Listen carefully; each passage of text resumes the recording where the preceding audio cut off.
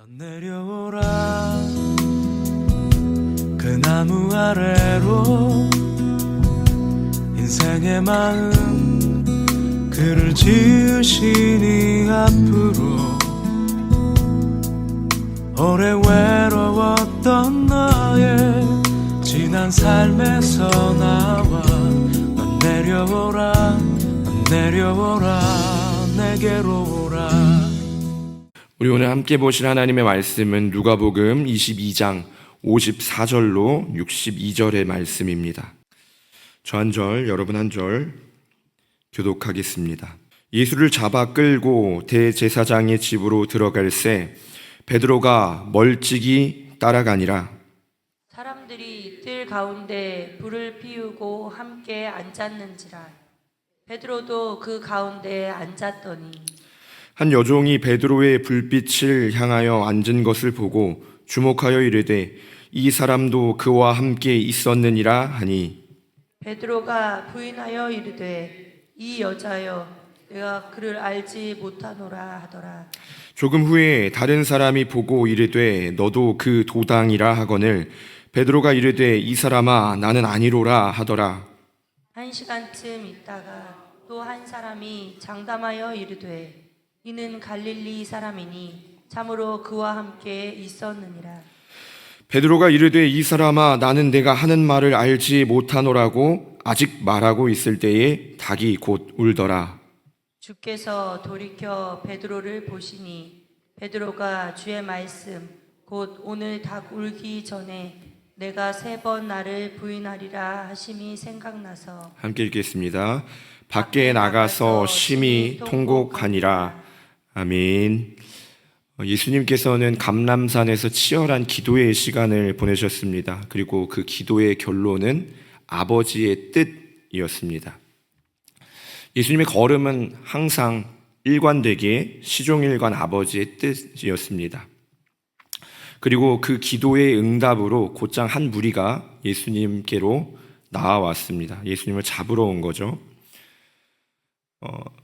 저 같으면은 그 자리에서 한번 저항해봤을 것 같은데 예수님은 아무런 저항 없이 그들을 따라갑니다. 사실 예수님이 따라간 것은 예수님을 잡으러 온 사람들을 따라간 것이 아니라 여전히 아버지의 뜻을 따라가고 있었습니다. 오늘 본문은 그런 예수님의 뒤를 따르는 한 사람의 이야기를 기록하고 있습니다. 우리가 잘 아는 이야기죠. 바로 베드로의 이야기입니다. 베드로는 멀찍이 예수님을 뒤따릅니다. 상황이 뭔가 잘못됐다라는 것을 베드로는 분명히 인식하고 있었습니다. 이대로 가면 예수님께 분명히 신변의 문제가 생길 것입니다. 그런데 혹여나 자신에게도 피해가 생길까 두려운 마음으로 멀찍이 자기의 정체를 숨긴 채 예수님의 뒤를 따르고 있습니다. 그런데 아니나 다를까 베드로의 정체가 숨긴다고 또 숨겨지는 게 아니었던 거죠. 한 여종이 베드로를 알아보고 말합니다. 이 사람도 저 사람과 함께 있던 사람이다. 베드로가 아마 심장이 철렁했겠죠. 자기 정체를 숨기고 예수님을 따라가고 있는데 심장이 철렁했을 겁니다. 그리고 누구보다 빠르게 반박합니다. 이 여자가 무슨 소리를 하는 거야. 나는 저 사람을 모르라고 이렇게 위기를 가까스로 넘깁니다. 그런데 잠시 후에 또 다른 사람이 의혹을 제기하죠. 거기에서 또 똑같이 예수님을 부인하고 이런 일이 한 번 더 있은 후에 3번째 예수님을 부인하자 닭이 곧 울었습니다. 예수님의 모습과 베드로의 모습이 참 대조되는 것 같습니다. 예수님은 아버지의 뜻을 향하여 시종일관 흔들림 없이 뚜벅뚜벅 걸어가시는데 그 뒤를 따르는 베드로의 모습은 참으로 많이 흔들립니다. 예수님께는 있었고 베드로에게는 없었던 것이 무엇일까라고 이렇게 고민을 해봤습니다. 그리고 우리는 어떤가라는 것을 또 생각해 봅니다. 예수님처럼 아버지의 뜻을 향해 거침없이 전진하고 계십니까? 아니면 베드로처럼 휘청거리며 비틀거리며 가고 계십니까? 예수님께는 있었고 베드로에게는 없었던 것이 무엇이냐면 아버지 뜻에 대한 승복이었습니다. 오늘 본문은 아니지만 감람산에서 하셨던 예수님의 기도가 힌트입니다. 예수님의 기도의 핵심은 승복이었습니다. 승복. 예수님의 기도는 간구로 시작했습니다. 아버지의 뜻이거든 이 잔이 내게서 옮겨지게 하옵소서. 그리고 그 기도의 결론은 승복이었습니다. 그러나 내 원대로 하지 마시고 아버지의 원대로 하소서. 그리고 그 기도를 한 직후에 즉시로 그 기도의 결과가 곧바로 예수님의 걸음을 통해서 드러나는 거죠. 사람들이 찾아왔습니다. 아무런 저항 없이 따라갑니다. 아버지의 뜻을 따라 뚜벅뚜벅 걸어가십니다. 예수님이 감람산에서 아버지의 뜻에 승복하는 동안 베드로는 뭐 하고 있었을까요? 잠들어 있었습니다. 그리고 그간 베드로가 걸어왔던, 그리고 베드로의 말과 행동들을 볼 때 베드로의 행적은 승복보다는 간구에 가깝습니다. 하나님의 뜻에 승복하기보다 자기의 뜻을 관철하고 그 뜻을 이루기 위해서 끊임없이 소원을 말하는 거죠. 간구하는 겁니다. 그러니 아버지의 뜻을 향해 걸어가다가도 나의 삶에 손해와 피해가 생길 것이 두려워서 당연하게 예수님을 부인하고 맙니다. 여러분, 여기 베드로의 모습을 통해 우리는 승복을 배웁니다. 기도의 결론은 승복이어야 합니다. 그리고 신앙생활은 결국 하나님의 뜻, 아버지의 뜻에 계속적으로 승복해 나가는 과정인 줄로 믿습니다. 오늘 하나님의 뜻 앞에 우리 자신을 승복하게 되기를 간절히 소망합니다. 오늘 드려지는 예배를 통해, 오늘 우리에게 선포되는 말씀을 통해 그 말씀 앞에 우리의 영혼이 승복되어야 할 줄로 믿습니다. 우리 마음에 여러 가지 소원이 있지요. 그런데 신앙생활이 우리의 소원을 이루는 것이 아니라 아버지의 뜻을 이루어 가야 하는 줄로 믿습니다. 오늘 우리의 예배가, 또 우리의 기도가, 우리의 모든 시간들, 우리에게 주어지는 이 시간들이 하나님께 우리 자신을 더욱 승복해 나가는 시간이 되기를 간절히 소망합니다. 베드로는 승복하지 못한 탓에 실패했죠. 그래서 타협했고 예수님을 부인했습니다. 베드로의 이 이야기를 보면서 우리는 뭐 베드로처럼 이렇게 목숨이 위협을 받는 이런 절체절명의 순간을 얼마나 맞이하겠나 이런 생각을 하게 됩니다. 예수님 이제 당장 목숨이 걸려서 예수님을 부인해야 되나 말아야 되나 이런 절체절명의 갈등을 할 일이 사실 우리에게는 크게 많지는 않습니다. 그런데 이런 절체절명의 순간은 아니어도 예수님에 대한 믿음을 저버리고 불의에 타협하도록 유혹받는 그런 순간이 생각보다 우리의 삶에 자주 있습니다. 그러니까 예수님을 이렇게 절체절명의 순간에 목숨 걸고 예수님을 부인해야 되나 말아야 되나 이런 건 아니더라도 우리의 삶에 우리의 믿음을 타협하게 되는 그런 유혹받는 그런 시간들이 꽤나 자주 있다라는 거죠. 그래서 이 장면은 우리 이야기입니다.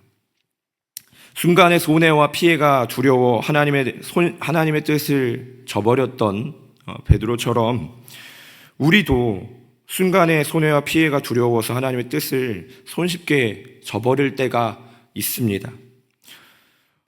얼굴이 잔뜩 붉어져서 진심으로 억울한 듯 호소하는 베드로의 모습이 우리의 모습이라는 거죠.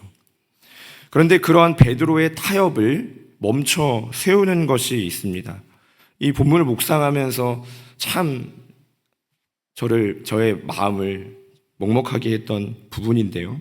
우리 같이 한번 읽어보겠습니다. 61절입니다. 61절 함께 읽겠습니다.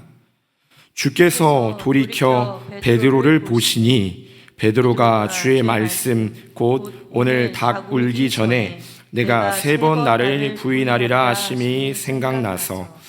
아멘. 얼굴이 잔뜩 붉어져서 흥분한 베드로를 주께서 돌아보시는 것입니다. 베드로가 보았을 예수님의 표정이 어땠을까요?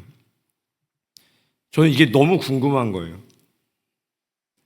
나는 예수님을 모릅니다 라고 얼굴이 잔뜩 붉어져가지고 흥분한 상태로 어떻게든 이 위기를 모면해 보려고 하는 그 베드로를 예수님께서 조용히 돌아보십니다.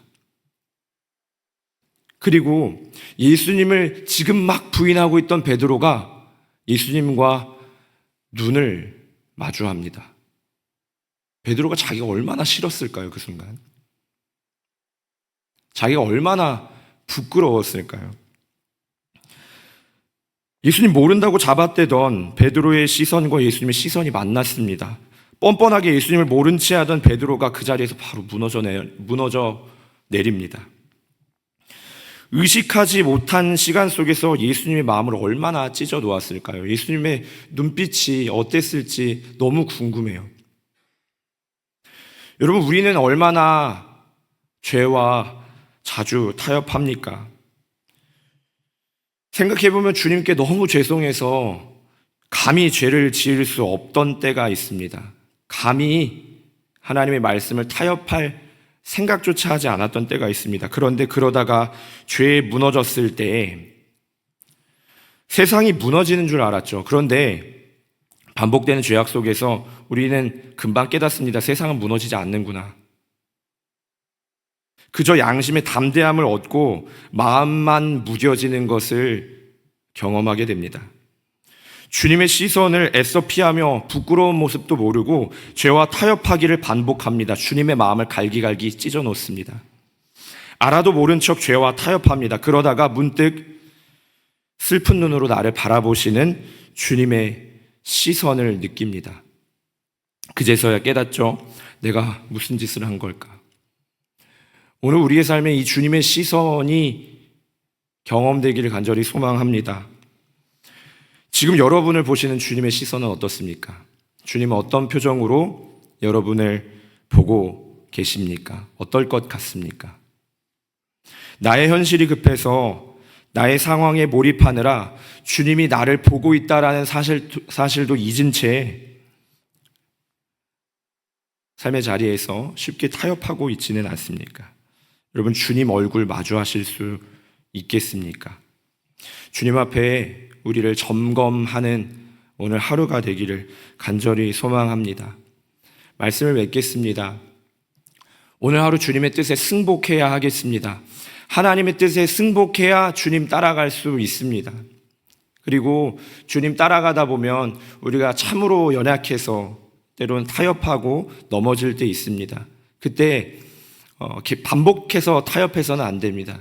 주님의 시선을 우리가 의식해야 될 줄로 믿습니다.